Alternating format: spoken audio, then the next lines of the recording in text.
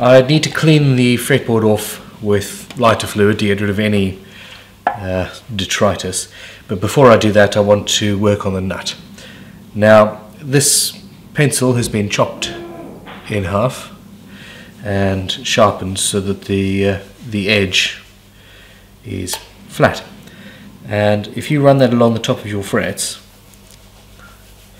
this is a trick that was part of the viewers' tips on one of our podcast episodes, episode 17 I think, or 16 and 17. Anyway, effectively that marks a line that matches the height of the frets and marks also the lowest depth that you really want to go to when you're cutting your nut slots. Now, before all of the strings go on, you can do this. You can cut it down to that depth and you don't have a problem. And then what I would do is, or what I do is when the strings are then on, I go back and do it by feel. And inevitably I can take down a little bit more. But for now, this is the way.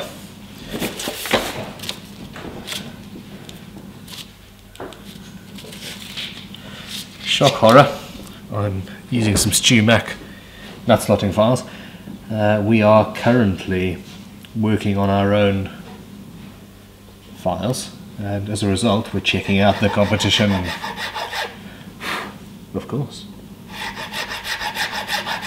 The trick when you're cutting your nut slots, there are some people that have said that you need to put feeler gauges or whatever and have your file as flat to the top of the fretboard as possible, and it actually annoys me. It's just plain wrong, and this is obviously in my opinion. However, what I always do, the problem is you want the edge of the slot on this side where your string leaves the nut and heads towards your base to be the highest point in your slot. Now I cut my slot and match the angle of my file to the break angle of the headstock. And what this means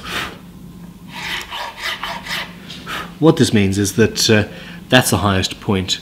This is the highest point right there on that edge, and my intonation point will always be absolutely right.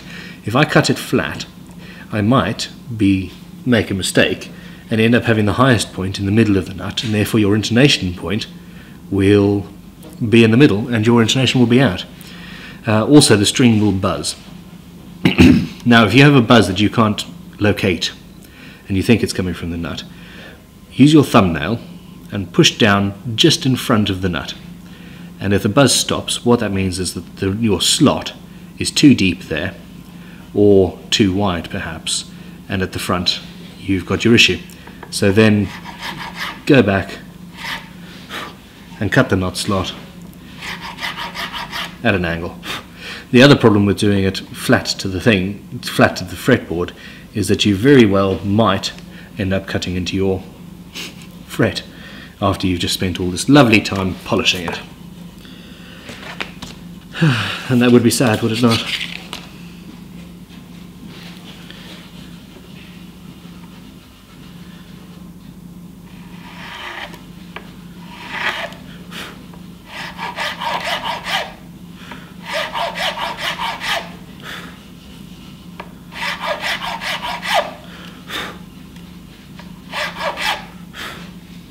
Lighter fluid or acetone is very good at getting rid of sticky, nasty finger poo and rubbish, and also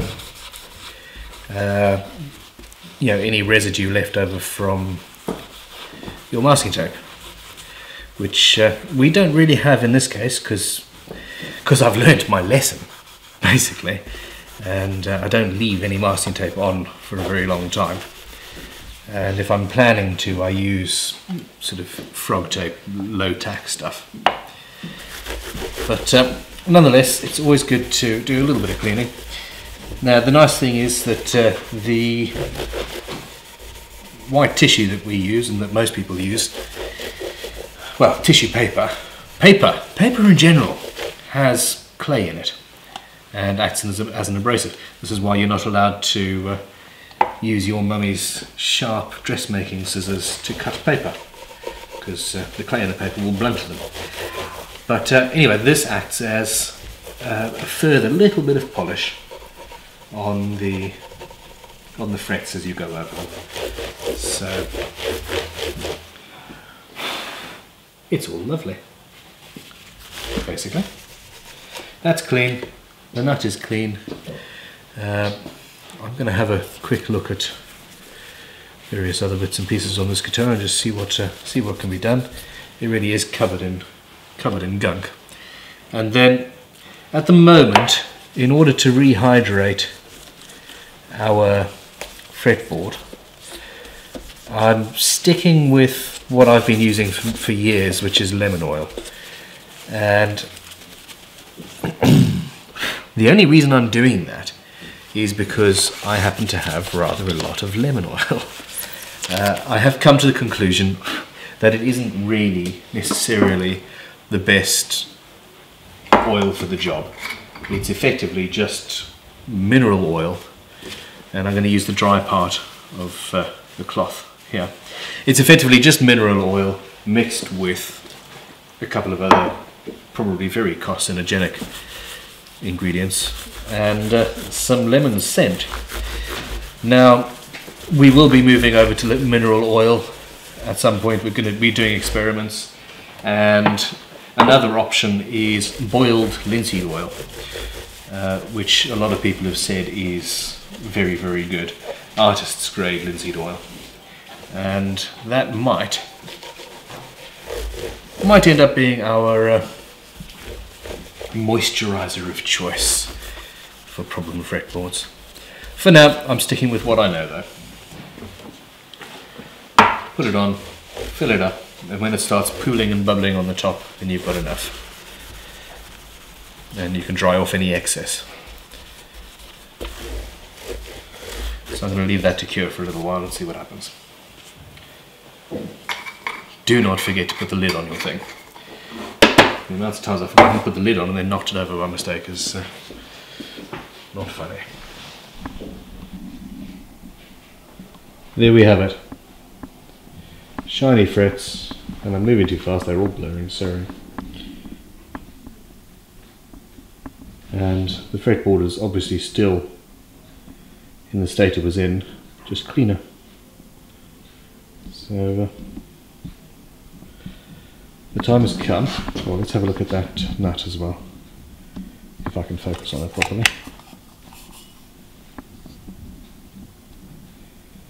Because of all those repairs, it's actually rather difficult to see what's happening.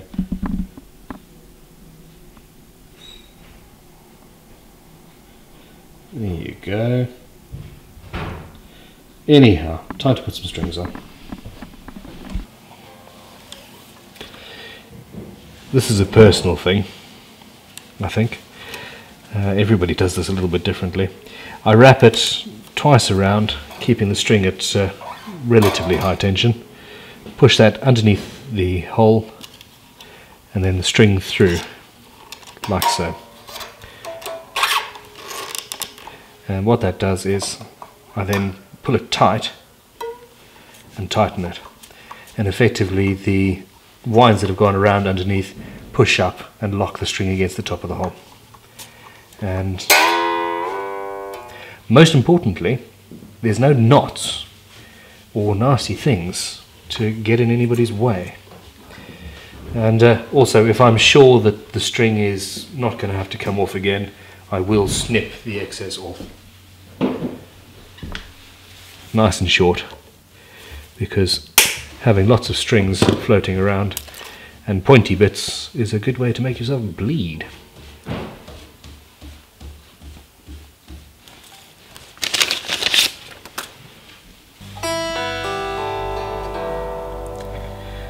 Now, the frets are done. The nut is looking almost brand new, and the instrument is playing without any buzzing or nastiness.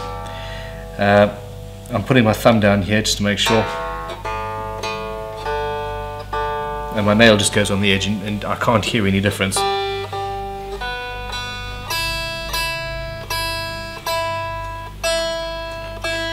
That one's buzzing a little bit.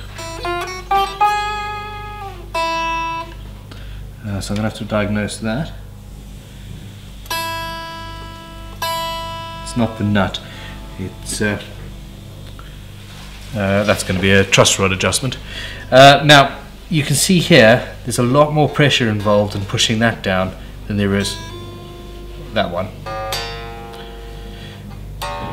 and that especially.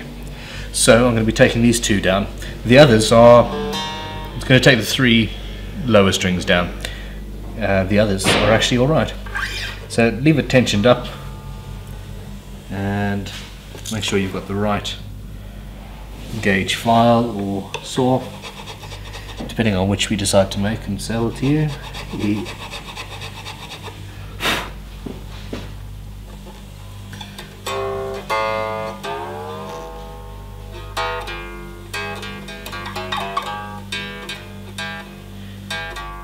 And I do this by feel. I really, you can measure all you want and use feeler gauges and all that sort of stuff, but in the end,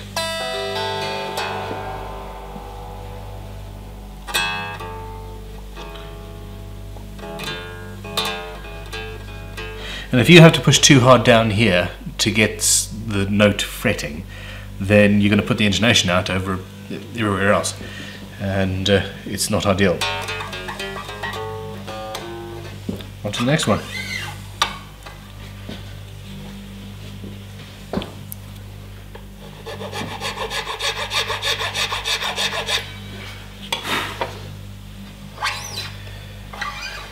In the process, I'm also stretching the strings.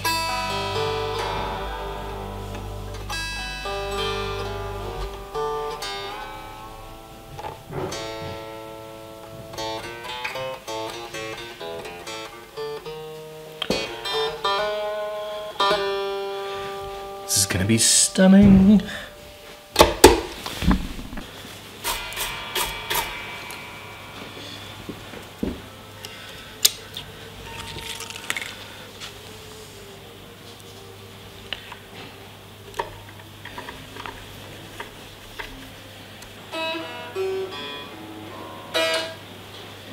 Well,